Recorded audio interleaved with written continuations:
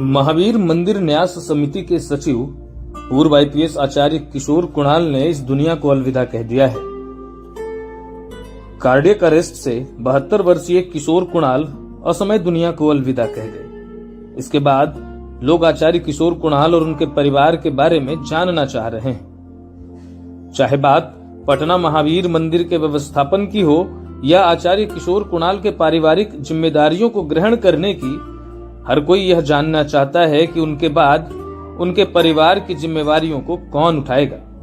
आइए जानते हैं आचार्य किशोर कुणाल के परिवार के बारे में, उनके परिवार में कौन कौन लोग हैं और वर्तमान में वो लोग क्या करते हैं।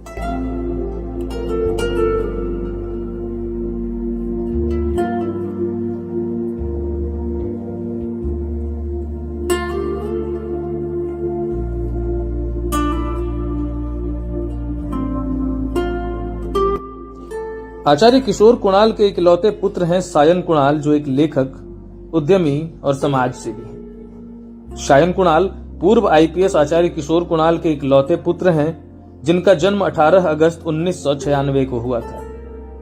सायन कुणाल ने अपनी प्रारंभिक पढ़ाई ज्ञान निकेतन से की थी और उन्होंने वर्ष 2019 में बीए एलएलबी की पढ़ाई पूरी की। सायन कुणाल अपने पिता की ही तरह लोगों की मदद करने के लिए हमेशा तत्पर रहते हैं। सायन कुणाल की छवि भी अपने पिता की तरह ही है। वह लगातार लोगों की मदद के लिए आगे आते रहे हैं। कई मौकों पर उन्होंने लोगों के लिए आगे बढ़कर काम किया है तथा उनकी खूब चर्चा भी हुई है। वर्ष 2019 में सायन ने पटना में हुए जल जमाव के बाद जो किया था, उसके बाद लोगों की जुबां पर उनका ही नाम था।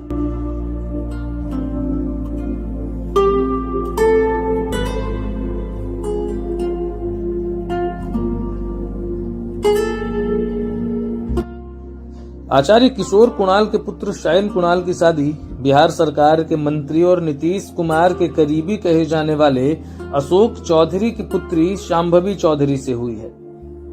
आचार्य किशोर कुणाल के समधी अशोक चौधरी बिहार सरकार में मंत्री हैं, जबकि उनकी बहू शांभवी चौधरी बिहार के समस्तीपुर सीट से लोकसभा का चुनाव जीतकर सांसद बनी है। शांभवी चौधरी भारत की सबसे कम उम्र की सांसद बनी है, जिस कारण उनकी भी खूब चर्चा हुई है। नवंबर 2022 में सायन कुणाल और शांभवी चौधरी की धूमधाम से शादी हुई थी, जिसमें बिहार के मुख्यमंत्री नीतीश कुमार सहित राजनीति के बड़े दिग्गज शामिल हुए थे। आचार्य किशोर कुणाल के निधन के बाद उनके परिवार में दुखों का पहाड़ टूट पड़ा है और हर कोई उनके अचानक इस तरह चले जाने के बाद स्तब्ध है। लोकल 18 के लिए जमुई से गुलशन कश्यप की रिपोर्ट।